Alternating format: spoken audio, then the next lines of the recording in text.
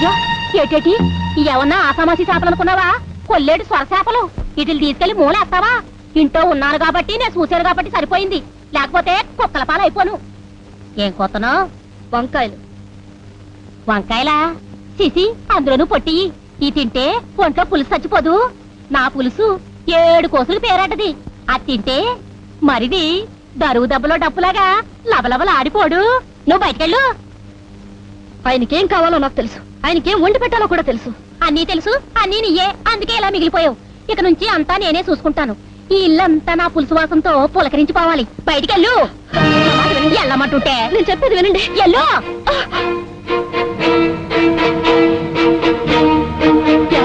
చూడండి, ఆవిడేంటి నన్ను వంటగదిలోకి రావడానికి వీల్లేదంటుంది. ఏమండి ఏమండి మిమ్మల్ని?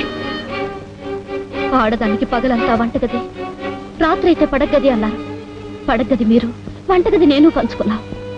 కనీసం అక్కడైనా బతుకుదామంటే అది కూడా దక్కనీయకుండా చేస్తారా? ఏమండి ఆవిడతో మీరన్నా చెప్పండి. ఏమండి ఏమండి మిమ్మల్నేనండి. పిలుస్తుంటే వినిపించుకోరేమిటి?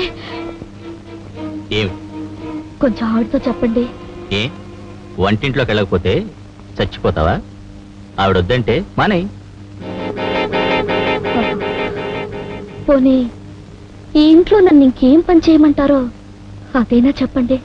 నువ్వు పడగది వద్దన్నావు, వంటగది నిన్నొద్దని. ఇంట్లో పని లేకపోతే వాకిలుందిగా. మొక్కలు వాడిపోతున్నాయి, నీ బ్రతుకులాగి. వెళ్ళి నీళ్లు పోసుకో. మొక్కలు వాడిపోతున్నాయి, నీ బ్రతుకులాగి. వాడిపోతున్నాయి, నీ బ్రతుకులాగి.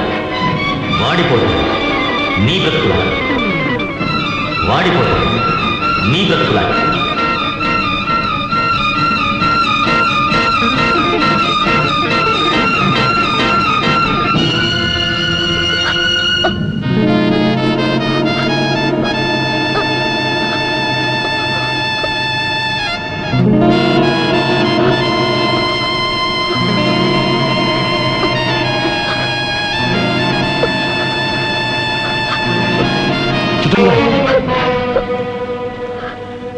చిట్టం గారు, ఓర్పుకైనా హద్దు ఉండాలి.